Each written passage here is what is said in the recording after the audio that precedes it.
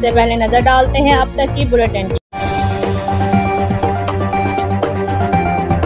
पाकिस्तान तहरीक-ए-इंसाफ के सीनियर रहनुमा चौधरी मोहम्मद अकरम सिंधु चौधरी मोहम्मद अरशद शाही के हमरा हकीकी आज़ादी मार्च में शिरकत के लिए कारकुनों के हमरा इस्लामाबाद पहुँच गए।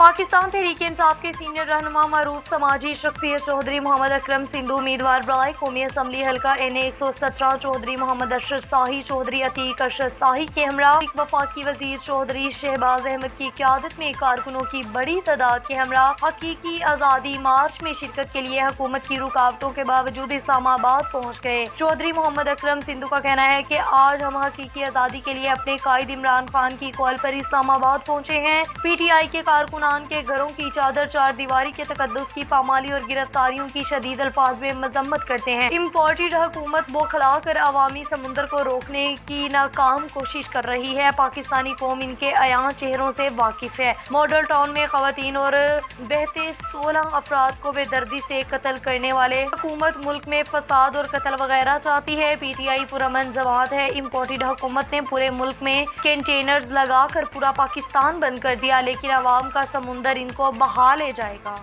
मेरा भी है एतबार, रिश्ते भी चमके चम चम चम चम चम चम चम चम चम चम चम चम लेमन मैक्स लॉन्ग बार चम चम चम चम।